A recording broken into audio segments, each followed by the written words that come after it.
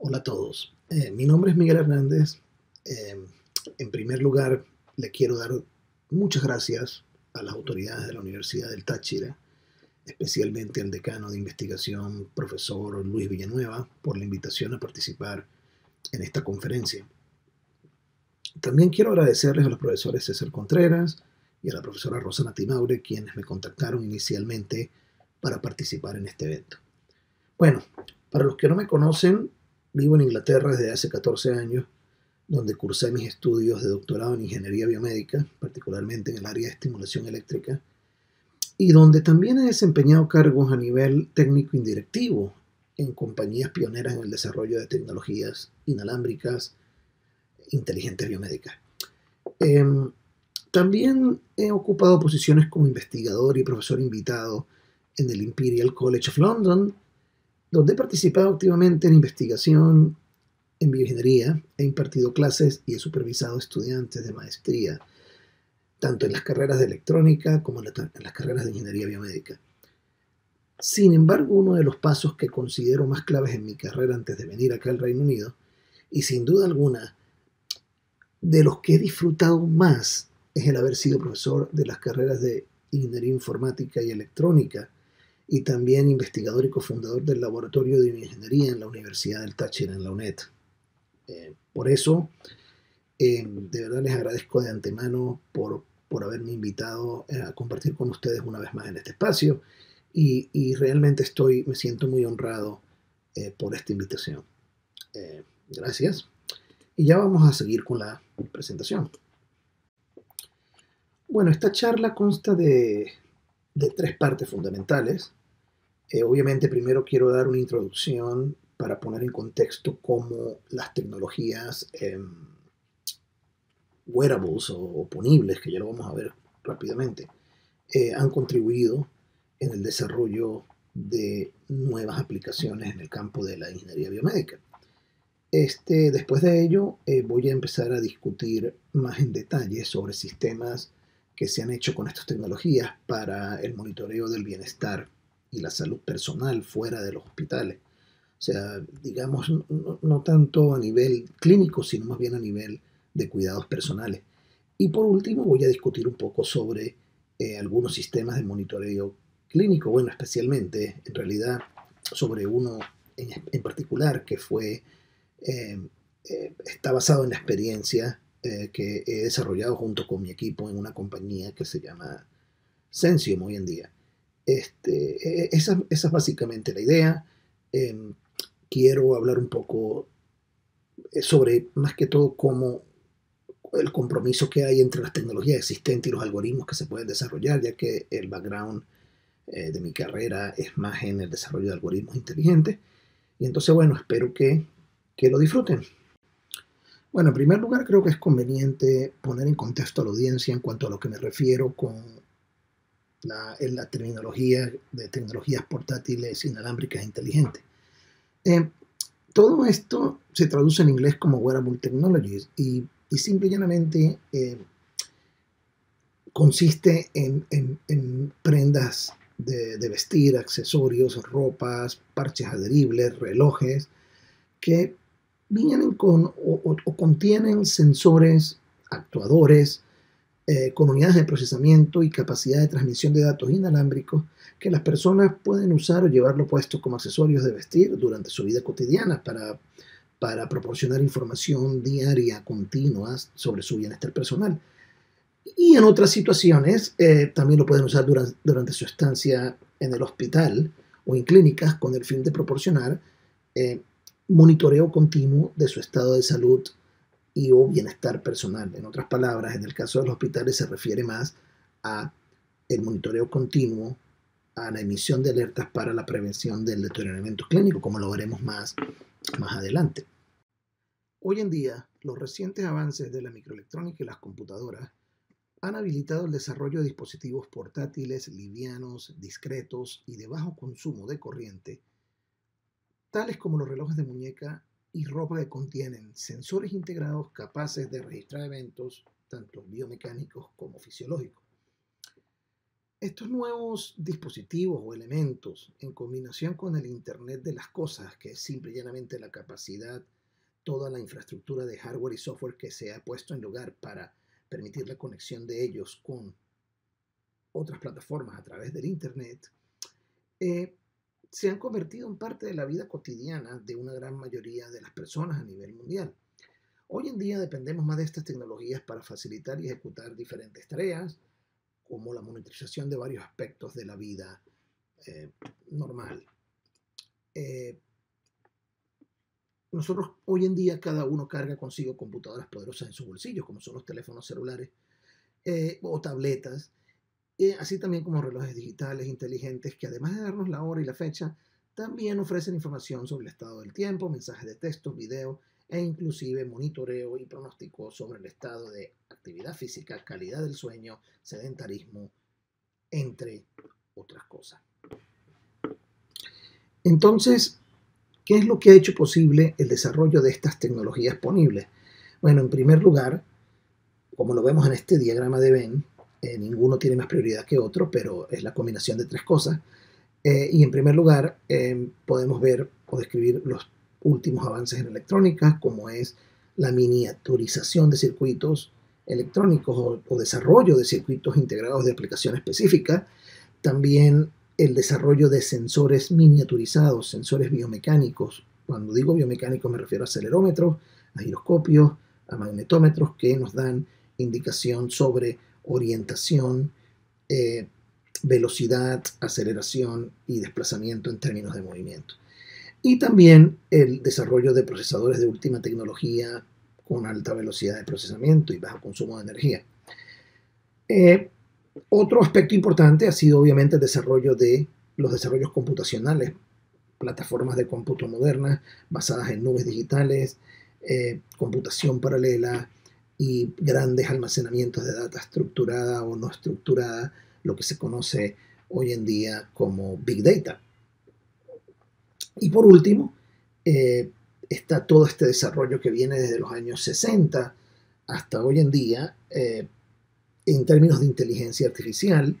y procesamiento de señales, que es muy importante en este tipo de tecnologías ambulatorias, donde el ruido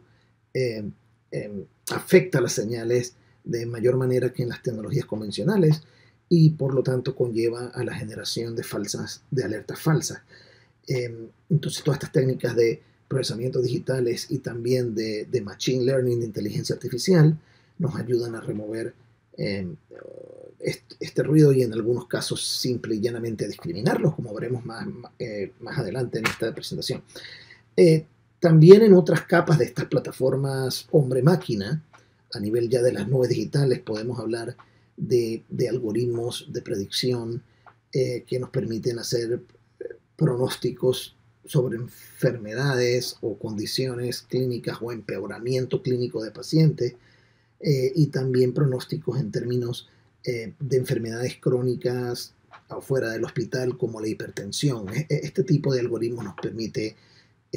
a través de la adquisición de datos no solamente de una persona a través del tiempo, sino de varios grupos de personas que comparten características similares y quizás patrones de progreso de su condición similares, es posible hacer referencias cruzadas y entonces allí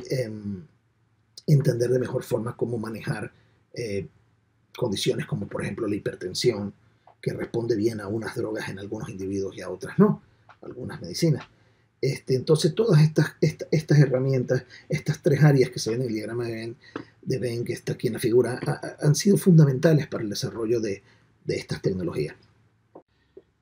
Todos sabemos que la falta de ejercicio y el sedentarismo son problemas prevalentes en la sociedad moderna. Y bueno, diferentes estudios han mostrado recientemente que estos factores están fuertemente vinculados a un rango de padecimientos como son la diabetes tipo 2, la hipertensión, enfermedades del corazón e inclusive accidentes cerebrovasculares. Toda esa tecnología que vemos en la pantalla a continuación, que me imagino que todos la conocen, están avanzando a pasos agigantados. Al punto de que hoy en día un solo dispositivo como este que está acá basta para extraer de nuestro cuerpo información fisiológica y biomecánica que, al ser procesada por algoritmos inteligentes, nos permite llevar un registro y monitorear nuestro estado de salud física, de estrés, calidad del sueño, entre otras cosas. Inclusive gracias al Internet y a los sistemas de computación basados en nubes digitales, los usuarios pueden recibir pronósticos más claros sobre su estado por medio de la analítica de datos, de los algoritmos predictivos que hacen uso de bases de datos anonimizadas o de identificadas de varios usuarios, en los cuales se puede estratificar la información o hacer referencia cruzada, entre grupos. Muchos expertos hoy en día creen fehacientemente que el uso de estos sistemas no solamente motiva a los individuos a incrementar su actividad física, sino que también dichas tecnologías pueden ser utilizadas para proveer servicios de salud preventiva a bajo costo. Un ejemplo es el manejo de la hipertensión a través de estas tecnologías, ya que cuando los individuos van a la clínica y les toman la atención, se llenan de estrés y los valores son más altos que los que deberían ser en la normalidad. Y también un conjunto de individuos yendo, particularmente personas mayores, yendo todo el tiempo al hospital a medirse la tensión no es práctico para el médico. Entonces, hacer esto de forma automática desde la casa le puede permitir al doctor, a través de un portal, hacer un seguimiento del paciente, ver cómo progresa el estado de su condición y entonces de esa forma poder prescribir diferentes medicinas o cambiar tratamientos, ajustar los tratamientos. Sin embargo, mucha gente se preguntará cómo es posible hacer todas estas cosas con estas tecnologías. ¿Qué tan confiables son los sensores y los algoritmos que existen hoy en día a diferentes niveles de las plataformas hombre-máquina? Esta pregunta la vamos a responder, pero primero es indispensable describir al menos dos de los más comunes de estos sensores de los que vemos acá, para poder poner en contexto el tema de mejor manera.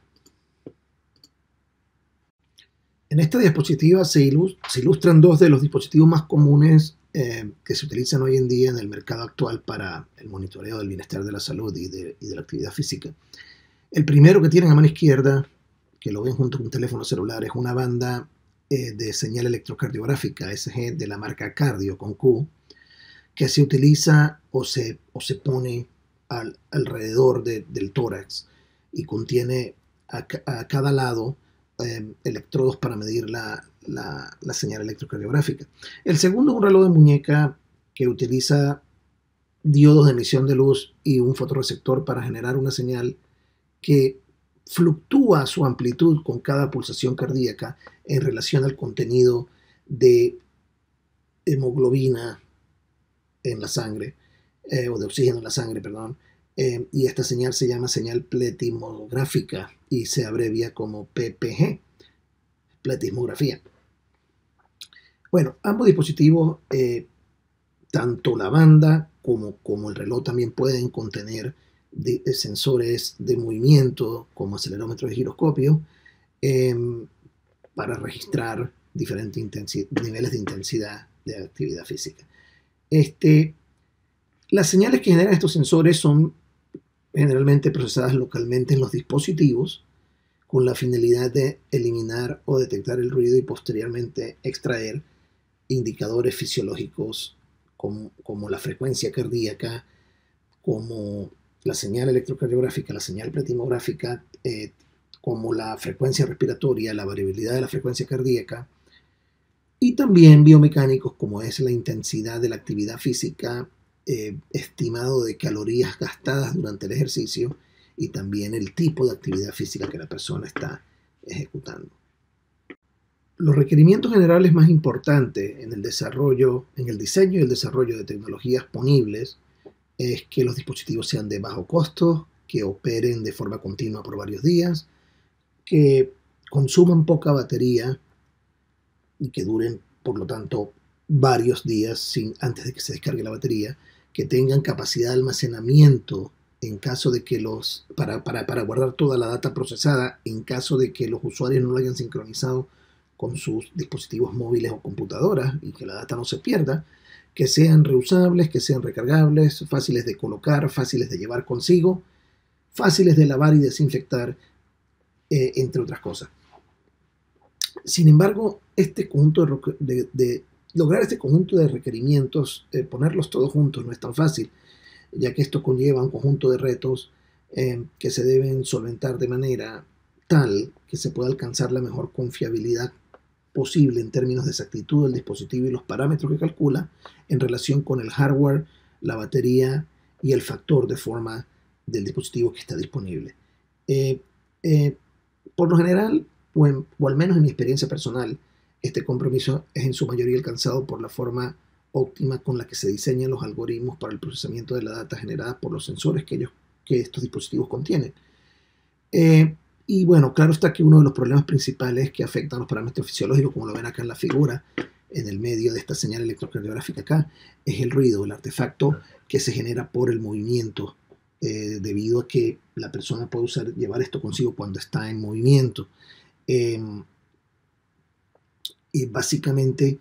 se puede ver en la señal electrocardiográfica de arriba y en las dos señales de abajo que el mal contacto de un electrodo simple y llanamente puede exacerbar este ruido a un punto que esta señal que está acá, que es respiratoria, que debería ser un patrón continuo, más o menos sinusoidal, se desfigure totalmente y no se puede extraer con confiabilidad la frecuencia respiratoria de ella. El mismo caso en la señal electrocardiográfica de la parte superior, se puede observar que en los primeros 4 episodios los picos que reflejan la contracción del corazón se pueden detectar con confiabilidad, pero de ahí en adelante en el resto de la señal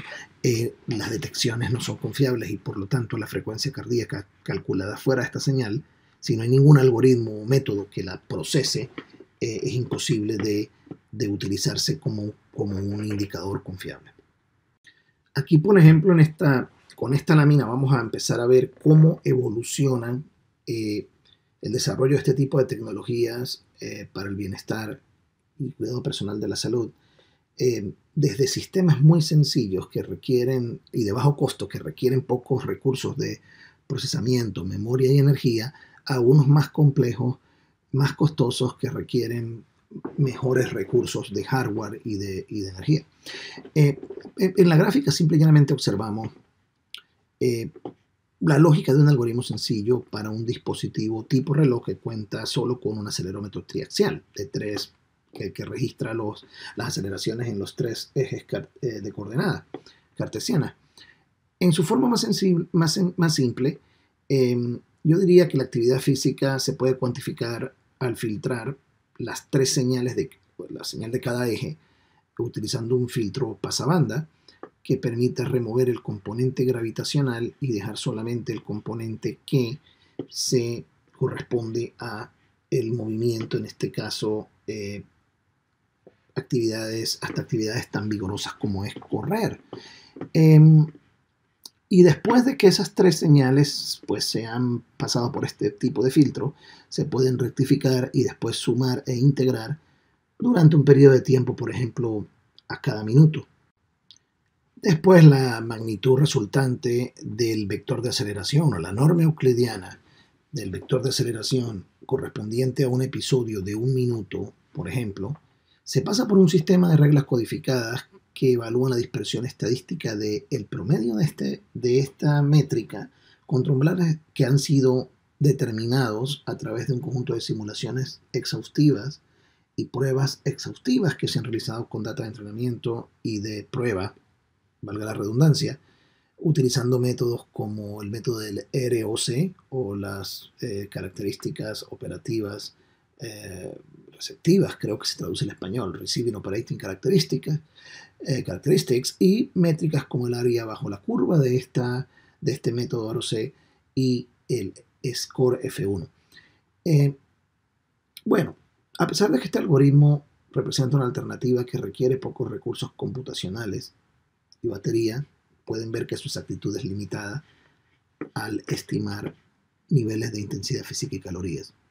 Y también está limitado a simple y llanamente estimar niveles y no el tipo de actividad física que se está ejecutando. Y eso se puede ver acá, como el algoritmo se equivoca por lo menos en este caso, en el clasificar una actividad que es sedentaria como el comer, como si fuese, por decirlo de alguna forma, moderada como el caminar. Y aquí se puede ver cómo en algunas partes de un trozo del caminar, de un caminar que no ha sido interrumpido, sino es continuo, el algoritmo clasificó porciones como si fuese sedentario o de baja intensidad. De igual manera se puede ver acá que de nuevo el algoritmo falla en clasificar de manera correcta actividades sedentarias como si fueran actividades moderadas o actividades de alta intensidad. Otras técnicas un tanto mejoradas incluyen algoritmos de reconocimiento de patrones, no solo para determinar la intensidad de la actividad física, sino también el tipo de actividad física. En algunos casos, además del acelerómetro, también se añaden otros sensores como giroscopios para proporcionar información angular o de rotación, además de los simples vectores lineales de aceleración de cada eje. Sin embargo, obviamente añadir estos sensores y añadir estos algoritmos resulta en un incremento del costo del dispositivo y en un consumo mayor de corriente. Por lo tanto, se han hecho muchos esfuerzos en reconocer el tipo de actividad utilizando solamente el acelerómetro de los tres ejes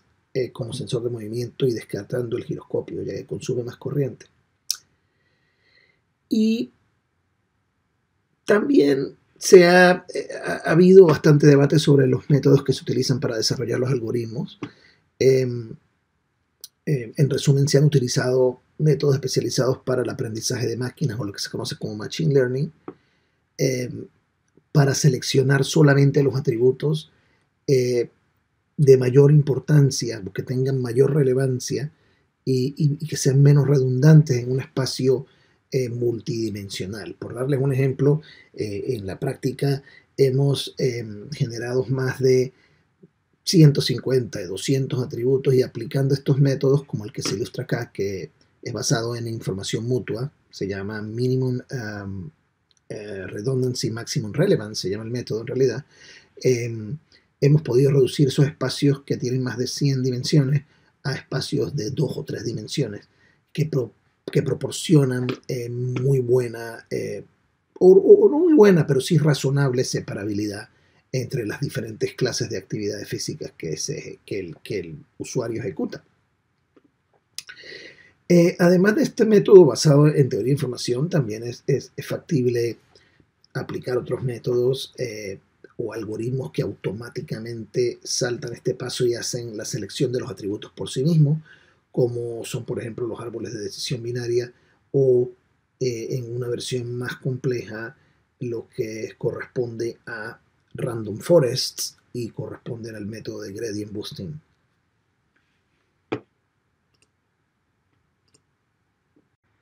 Otros, sin embargo, prefieren reducir la dimensionalidad del espacio de atributos a través de la extracción de características de características de la data, aplicando transformaciones basadas en operaciones de álgebra lineal, tal como el método de análisis de componentes principales, donde una vez que se determina la matriz de covarianza con sus correspondientes autovectores y valores propios, es posible extraer aquellos componentes resultantes que están asociados a la mayor parte de la varianza. En otras palabras, se reduce la dimensionalidad del espacio y después, con esta transformación ortogonal, se puede aplicar esa matriz resultante como parte del algoritmo para poder hacer la conversión de la data de entrada en estos componentes y así utilizar estos componentes con alta varianza para la detección o como entrada al algoritmo de clasificación que va a hacer la discriminación entre diferentes tipos de actividades físicas. En resumen, es importante recalcar que es obligatorio para este tipo de aplicaciones reducir la dimensionalidad del espacio de atributos que se generan y escoger solo los mejores. Y también es importante recalcar que dichos atributos que han sido seleccionados o bien extraídos a través de transformaciones de la data original deben proporcionar la mejor separación posible entre los tipos de actividad física. En casos que se haga difícil lograr una buena separación de forma directa entre las clases, con los atributos seleccionados o extraídos, se pueden también de igual manera usar clasificadores alternativos sencillos, como por ejemplo en este caso acá que tenemos un árbol de decisión en el cual la separación no es totalmente buena, pero después este mismo set de datos que corresponden al caminar la parte verde y al hacer escalones en un gimnasio, steps, tiene mejor separabilidad cuando se aplica una máquina de soporte vectorial lineal. Entonces, a veces escoger el modelo correcto es importante y ayuda mucho a lograr dicha separación. Otra alternativa para lograr la separabilidad en casos que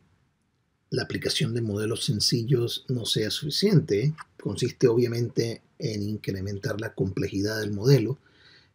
como por este ejemplo que tenemos acá, que es una data diferente correspondiente a otras actividades diferentes. Se puede observar que una máquina de soporte vectorial, pero esta vez con un kernel no lineal gaussiano, permite una buena separabilidad en un espacio dimensional más alto. Originalmente, en este ejemplo, la data de entrada solamente consiste en dos atributos, y obviamente a través del truco del kernel, bien conocido en las máquinas de soporte vectorial, se resuelve el problema en un espacio dimensional mayor y después se ilustra de nuevo en el espacio original, que es una dimensión más baja, en este caso 2 dimensiones, como se puede observar aquí en la figura. Claro está que a medida que aumenta la complejidad del algoritmo, también se incrementa el costo del procesamiento, la memoria y consumo de corriente del dispositivo. Así como vimos en el algoritmo de máquina de soporte vectorial gaussiano, de kernel gaussiano, obviamente las operaciones matemáticas que corresponden a resolver este modelo conllevan a un requerimiento de procesamiento más alto. Por eso en algunos casos hay que pensar en vez de tomar esta decisión de hacer estos modelos, integrar sensores adicionales para la medición de parámetros fisiológicos. Y eso es lo que vemos en este ejemplo acá, donde se puede observar que el uso de la frecuencia cardíaca obtenida, bien sea mediante la incorporación de un sensor SG o como el que vimos en la banda cardio, o de fotopeletismografía como el que vimos en los relojes en la parte anterior, y que sería el caso de esta aplicación acá, es posible utilizar la frecuencia cardíaca como un atributo razonable que, al combinarse con los otros dos atributos que fueron derivados del acelerómetro, como son la magnitud del vector de aceleración y en este caso la desviación absoluta de la mediana de la señal del eje Y durante un periodo de tiempo determinado, volvamos al caso del ejemplo de un minuto, forman un espacio tridimensional que permite mejor separabilidad de las clases. Aquí se puede observar que hay mejor separación entre una persona que está en estado de reposo, una persona que está haciendo escalones, o una persona que está caminando, y esta separación en este eje se da porque obviamente la frecuencia cardíaca, que es la que está en este eje, pero se ve muy pequeño acá, heart rate, HR, la frecuencia cardíaca obviamente va a incrementar a la medida que la persona hace escalones en vez de actividades sedentarias. Obviamente el cálculo de la frecuencia cardíaca involucra un algoritmo adicional, como si es de las señales EG hay muchos conocidos y que de hecho tuvimos la oportunidad de ver en el grupo de ingeniería LUNED, como el algoritmo para la detección de la señal QRS de Panam-Tompkins, y que después fue mejorado por Patrick Hamilton, y otros algoritmos similares, pero en general esos algoritmos convergen en dos etapas o tres etapas primordiales. Una etapa es la etapa de procesamiento y filtrado de la señal, y una vez que la señal ha sido totalmente rectificada, se aplica un conjunto de reglas heurísticas y fisiológicas para determinar los picos R, en el caso del ECG, que es donde que representan la contracción ventricular. Y así entonces se calculan las distancias entre dichos picos y se hace el cálculo de la frecuencia cardíaca a través del uso del promedio de la distancia y la frecuencia de sampleo. Así se calcula la frecuencia cardíaca por minuto. Bueno, la cuestión es que si tenemos este espacio tan separable, podemos volver al caso de tener algoritmos más sencillos. Por ejemplo, en este caso podemos ver un simple algoritmo que es un árbol de clasificación binaria que fue tratado o entrenado con el método de inducción CART, y pues por suerte seleccionó entre los tres mejores atributos la frecuencia cardíaca. Obviamente este árbol no es así tan simple. Como se ve al principio es un árbol mucho más grande, pero utilizando los métodos adecuados de selección de modelos, regularización, etcétera, podremos lograr que el árbol tenga una buena capacidad de generalización con data que no ha visto anteriormente. O sea, en otras palabras, no solamente va a ser exacto con la data que se usó para su entrenamiento, sino con data que nunca antes ha visto el algoritmo. Ahora, otro aspecto importante en el monitoreo de la actividad física es la estimación del gasto calórico durante el ejercicio. El estándar de preferencia para hacer las mediciones del gasto calórico a nivel profesional se basa en el método de la calorimetría indirecta, que lo pueden ver acá a través del análisis de gases. En términos simples, la persona usa una máscara conectada a un equipo especial que mide la cantidad de oxígeno inhalado y dióxido de carbono que se expulsa al respirar. Esto permite estimar a través de algunas ecuaciones especiales, una ecuación que se conoce como la ecuación de Weir, las calorías gastadas como función del oxígeno que entra y del carbono que sale. Desafortunadamente estos equipos no son, aunque algunos son portátiles, son muy pesados, grandes, requieren el uso de una máscara y por lo tanto no son adecuados para cuantificar el gasto calórico diariamente. Y es por ello que muchos investigadores han utilizado, además del uso de acelerómetros, han incluido la frecuencia cardíaca para estimar el gasto calórico, ya que es un indicador de esfuerzo durante el ejercicio. Sin embargo, a pesar de la relación lineal de este parámetro y el consumo de oxígeno a diferentes intensidades de ejercicio, más que todo moderado y de alta intensidad o vigoroso, la frecuencia cardíaca puede ser malinterpretada como indicador de baja intensidad y a veces moderada, debido a que puede ser influenciada por factores externos como el estrés, la ansiedad o simple y llanamente por la ingesta de algún alimento, licor o café. En cambio, si volvemos a los acelerómetros, estos dispositivos permiten una mejor estimación de gasto calórico cuando la persona está en actividades que son de baja intensidad física. Sin embargo, la respuesta de ellos tiende a ser inestable o impredecible, inclusive caótica, a niveles altos de intensidad, de ejercicio físico, de intensidad física. Una manera de superar eso, pues, simple y llanamente, es con la inclusión de otros métodos que combinan la frecuencia cardíaca junto con la información que proporcionan los acelerómetros. Y eso permite desarrollar modelos predictivos recolectando data de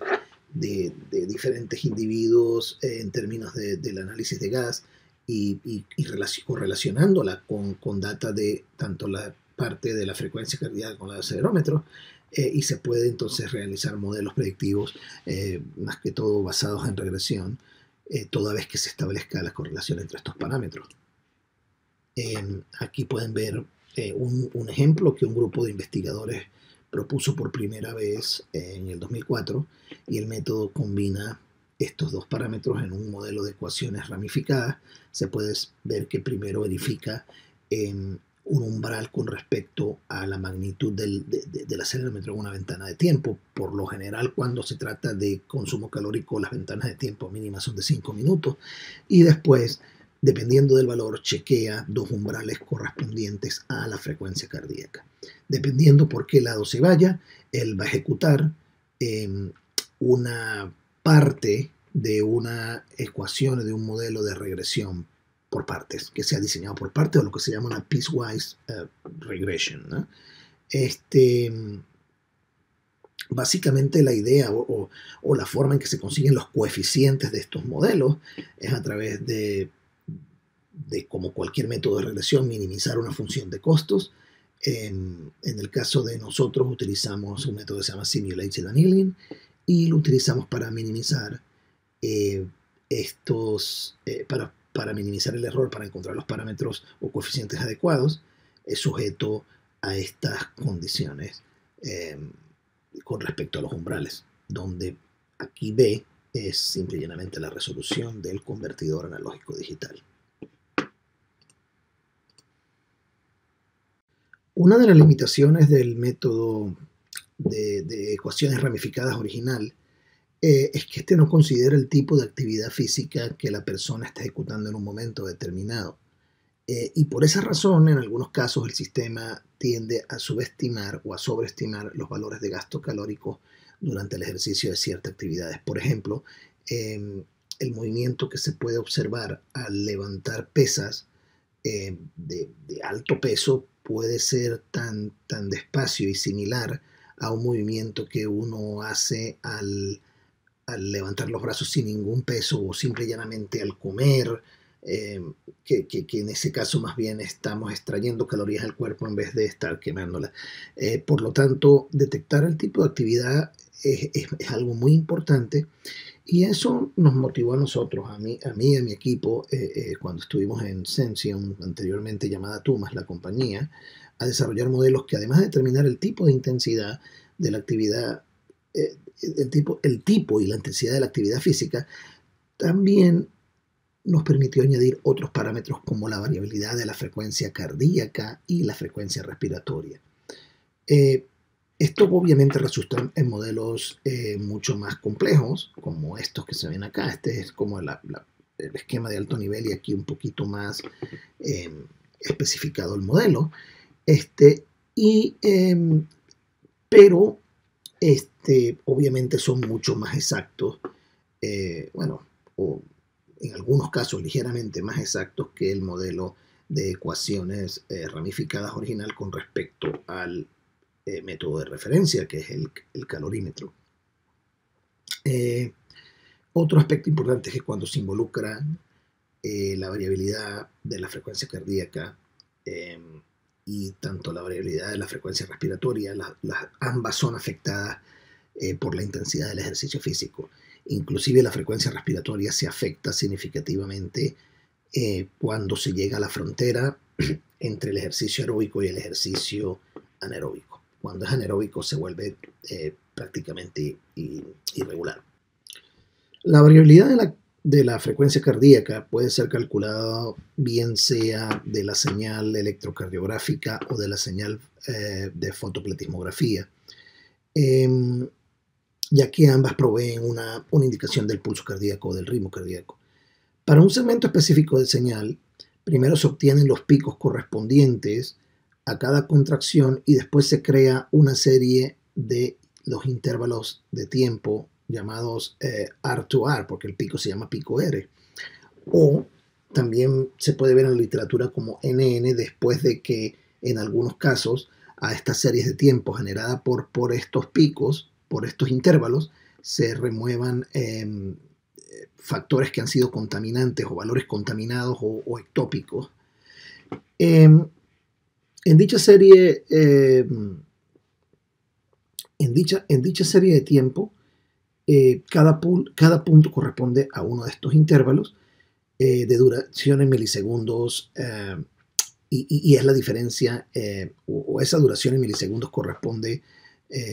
al intervalo entre un latido y el latido que le sigue. Así entonces, pues se pueden aplicar diferentes técnicas para obtener indicadores de la variación del pulso que permiten realizar diagnósticos y pronósticos tanto en corto como en largo plazo. Por ejemplo, estadísticas en el dominio del tiempo se aplican usualmente en segmentos de 5 minutos de datos, o sea, cada vez que tenemos un segmento de 5 minutos de datos le aplicamos el método en sistemas de tiempo real para poder medir los promedios y desviaciones del ritmo cardíaco. Métricas como la raíz cuadrada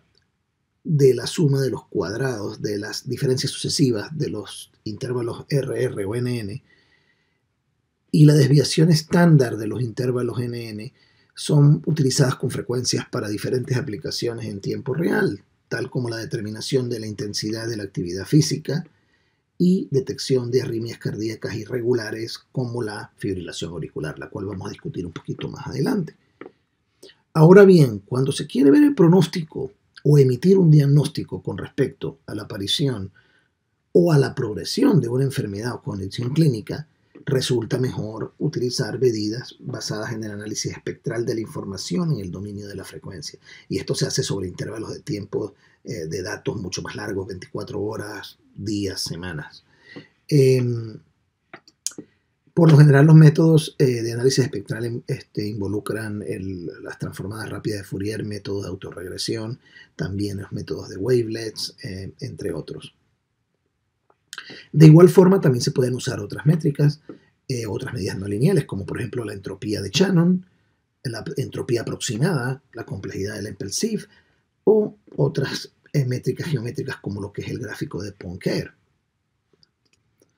Ahora, ¿cuál es la importancia de la variabilidad de la frecuencia cardíaca? Bueno, este parámetro refleja realmente el balance entre las ramas simpáticas y parasimpáticas del sistema autónomo nervioso.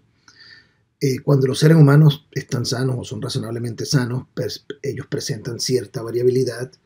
en la frecuencia cardíaca. Dicha variabilidad es debida a la relación intrínseca entre diferentes variables o factores que están unidos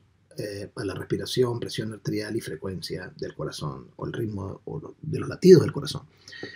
Como consecuencia, en personas sanas se puede palpar que la frecuencia cardíaca aumenta al inspirar y disminuye al expirar o exhalar. Aquí creo que hay un error en la lámina. Y eso se conoce como arritmia respiratoria sinusal. También es importante ver cómo en este gráfico de Poincare se muestra que,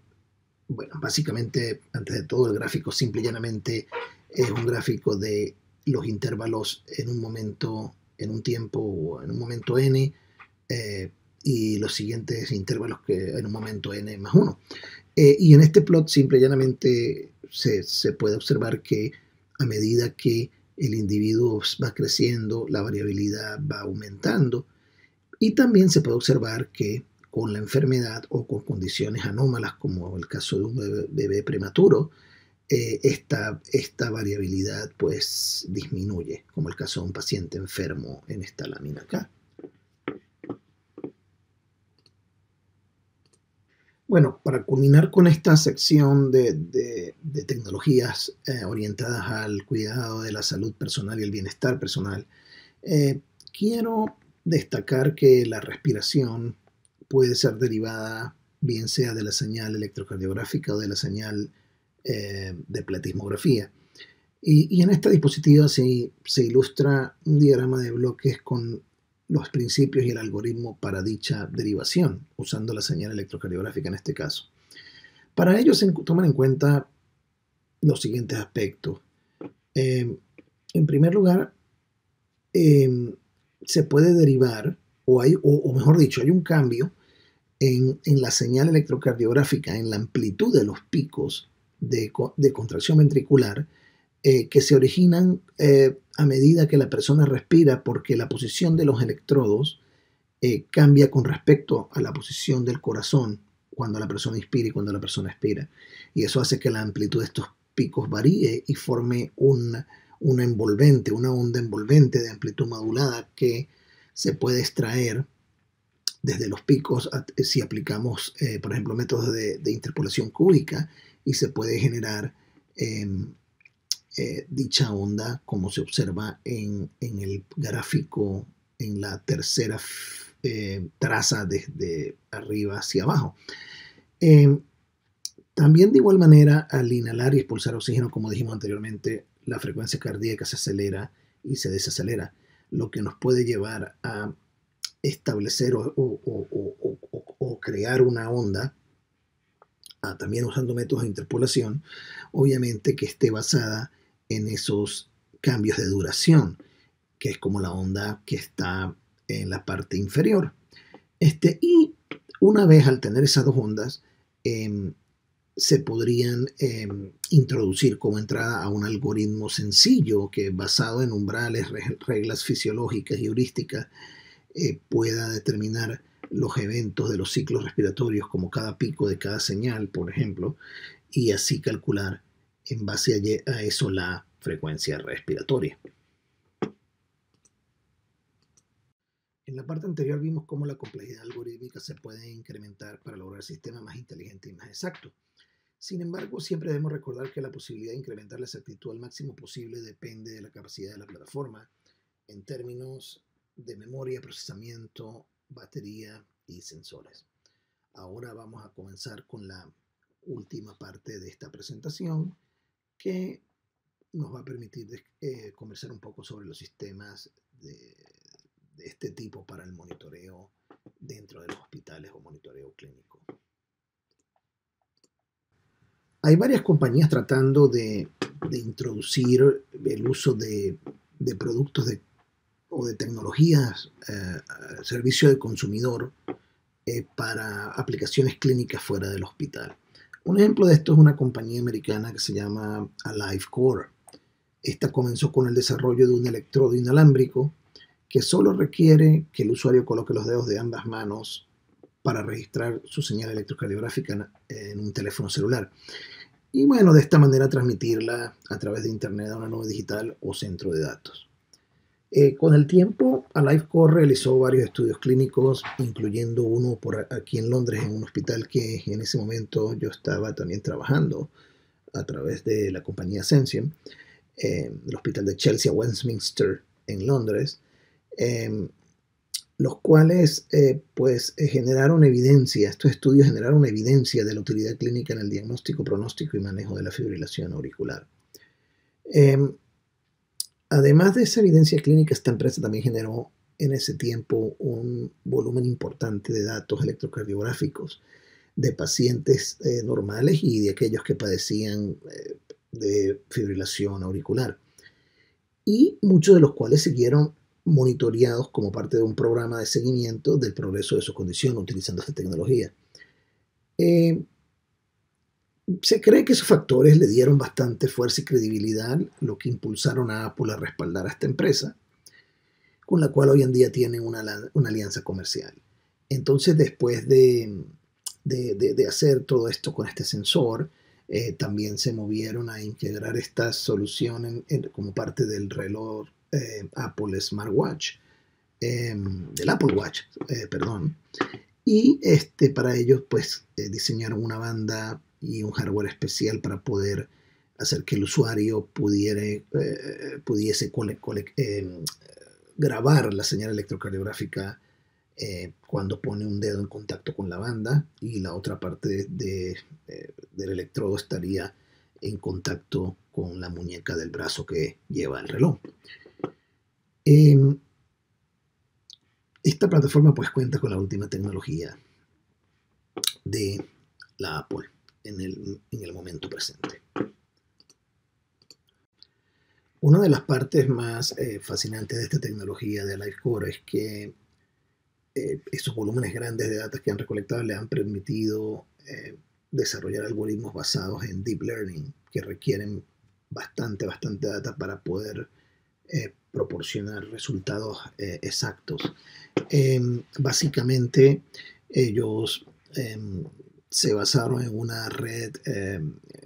neuronal no lineal autorregresiva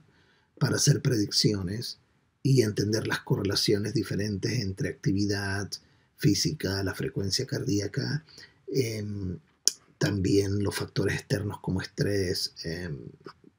consumo de algunos alimentos y cafeína. Y bueno, a través de este método también, bueno, la red neuronal utiliza un modelo generativo basado en mezclas gaussianas para estimar probabilidades de que un valor de frecuencia cardíaca en determinadas circunstancias, en ese espacio multidimensional de variables,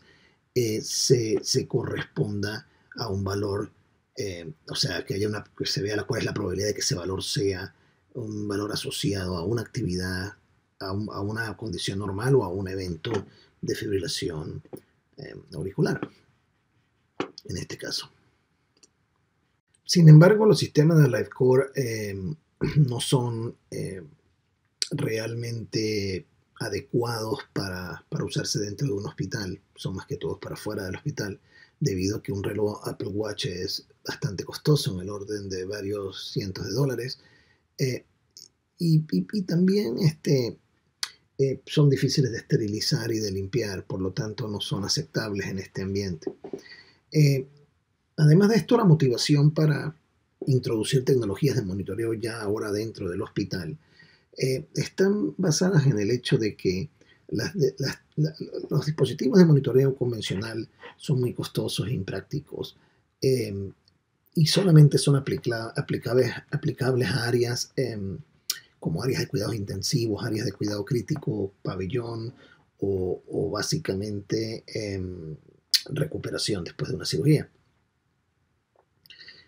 Por eso las enfermeras pues se han dedicado a la tarea de tomar signos vitales con equipos de carro portátil o a veces de manera al estilo viejo, tomando el pulso en la muñeca, en intervalos de más o menos cada 8 horas, otras veces al día. Y lamentablemente existe evidencia clínica y anecdótica que demuestra que muchos de los pacientes en estas áreas están a riesgo de deterioro clínico y que muchos eventos fisiológicos adversos que pueden darnos una indicación de prevenir cualquier complicación pasan desapercibidos entre rondas de observación. Así como vemos en esta lámina, por esa razón nos hemos movido de la parte de tecnologías convencionales donde el paciente está atado a los monitores y confinado a su cama, a tecnologías donde vemos dispositivos adheribles, inalámbricos, que se pueden simple y llanamente pegar al paciente, activar y que de una vez hacen una conexión inalámbrica remota con servidores y dispositivos de transmisión. Una de estas tecnologías nació en el Imperial College of London a través de un microchip que se diseñó en el Instituto de Ingeniería Biomédica de esta universidad. Un chip más o menos de 5 milímetros cuadrados, el cual es capaz de acoplar señales de sensores o registrar señales electrocardiográficas, respiratorias, de temperatura, ya que el chip de aplicación específica tiene la etapa de condicionamiento de estos sensores acoplada dentro del chip. Y la información es convertida a digital y después procesada en un microprocesador que corre de manera local los algoritmos destinados a los cálculos de 3 parámetros fisiológicos fundamentales, que son la frecuencia cardíaca, la frecuencia respiratoria y la temperatura. Este chip fue incorporado en este parche digital, el cual se pega al paciente a través de 2 electrodos SG convencionales en el centro del pecho y a su vez contiene un sensor de temperatura elástico que se coloca debajo de la fosa de la axila y allí se mide la temperatura axilar. Estos 3 parámetros son reconocidos como los parámetros más importantes en la detección de septicemia, y una vez que exceden ciertos valores, pues permiten detectar, si se monitorean de manera continua, la hipótesis es que permiten detectar septicemia de forma temprana antes de que se generen complicaciones. Una el esquema del sistema, o digamos el diagrama de bloque del sistema hombre-máquina para la tecnología Sensient Vitals, es como se ve a continuación.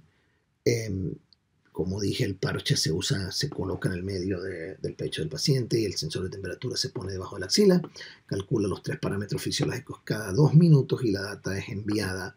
a través de un hub o un router a un servidor, el cual presenta al usuario con diferentes interfaces, ya bien sean computadoras o en dispositivos portables como teléfonos y tabletas. Básicamente, esta tecnología está aprobada por la FDA y también posee la marca CE Mark en Europa, lo cual es apta para hospitales. Aquí pueden ver una pantalla del sistema Sensient Vitals, donde se presenta la opción de la central de monitoreo de pacientes en la estación de enfermeras, del lado izquierdo, y del lado derecho un dispositivo que lleva el nombre de todos los pacientes, una lista de todos los pacientes y el registro de los valores fisiológicos. Aquellos que están en rojo obviamente son alarmas que genera el sistema cuando los parámetros exceden ciertos umbrales que pueden representar un peligro para su progreso o para su mejoría en su condición clínica. Bueno, la tecnología que les estoy presentando de Sensient no está exenta a limitaciones y hay muchos retos claves que se han ido solucionando para esta tecnología poco a poco, que fue parte de lo que tanto mi persona y mi equipo hicimos en la compañía por varios años. Uno de los primeros problemas es que los artefactos de movimiento afectan a la señal electrocardiográfica y mucho más a la señal respiratoria, que es adquirida por un método conocido como la impedancia transtorácica. Básicamente es muy sensitivo a los artefactos de movimiento. Como se tenía nada más un número limitado de sensores, o sea, un solo canal de señal electrocardiográfica que a su vez también funcionaba como canal de impedancia torácica, es muy difícil lograr la aplicación de técnicas avanzadas para el filtrado de la señal, como filtros adaptativos, como el uso de análisis de componentes independientes e inclusive filtros de Kalman, que son filtros recursivos, los filtros Kalman. Y bueno, la señal respiratoria también puede ser contaminada por muchos artefactos de origen cardíaco, que en muchos casos la relación entre el ruido y la señal es bastante pobre en este caso. Por eso nosotros pues nos enfocamos en diseñar modelos probabilísticos sencillos que nos permitan evaluar lo que es o que nos den un índice o una probabilidad de cuál es la calidad de la señal. Ese índice lo llamamos SQI, que en inglés se traduce como Signal Quality Index, y basado en evidencia existente en la literatura, concluimos que en vez de tener que utilizar inferencia y decisión bayesiana y modelos complejos, se puede hacer un mapeo a través de un modelo discriminativo, siempre y cuando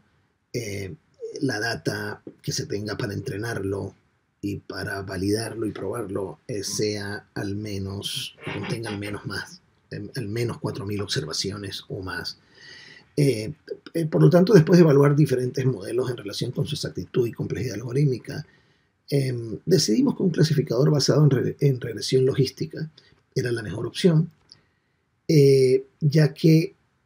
al aplicar todos los métodos de selección de atributos y dicho clasificador, nos dimos cuenta que 2 o 3 dimensiones de atributos bastan para poder distinguir entre señales respiratorias de buena calidad, que se representan por los puntos azules en el gráfico de la izquierda, y aquellas de calidad dudosa o que están corrompidas por artefactos de movimiento u otros artefactos. Aquí se puede ver que para una señal de mala calidad como la del gráfico de la parte superior de la pantalla, el índice que se refleja en ese medidor que está al lado derecho, que tiene colores rojo y verde, está en rojo, ya que es menor que un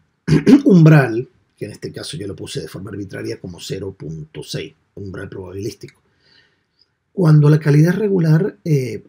pues la señal está en parte deteriorada o afectada por el ruido, pero sin embargo todavía se puede restaurar la frecuencia, y es lo que podemos observar en el gráfico del medio,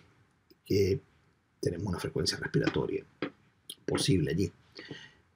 Y por último, cuando la señal tiene una calidad perfecta, la señal se puede observar muy clara, como una señal casi sinusoidal, como se ve en la figura inferior, y el índice va a ser mayor o igual que 0.8, la probabilidad de que esta señal es buena, el SQI. Bueno, en conclusión, los beneficios de esta tecnología se puede ver desde 3 puntos de vista. Para los médicos, el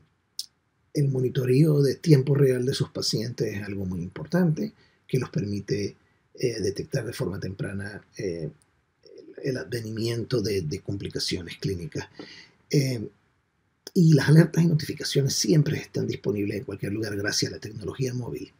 Hoy en día todo el mundo tiene celulares y tiene también algunas personas dispositivos portátiles como tabletas. En el hospital, a nivel del hospital, esto produce una mejora general en los resultados clínicos de la institución como consecuencia del monitoreo de más pacientes a un costo más bajo. Esta vez, estas tecnologías van más allá de las unidades de cuidado crítico y de cirugía, y se pueden ir a los pisos de hospitalización, donde hay pacientes a riesgo. Y, por ende, disminuye los tiempos de permanencia de pacientes hospitalizados y también la reducción del número de readmisiones en áreas de cuidado crítico. Por último, esta es una tecnología que es cómoda, liviana para los pacientes, portátil, les permite a ellos ser más activos, valerse por sí mismos y no estar confinados a su cama. Hay evidencia que dice que eso puede llevarlos a una recuperación más rápida cuando un paciente es activo, y también los pacientes se sienten seguros y confiados de que están siendo continuamente monitoreados y que alguien los está cuidando.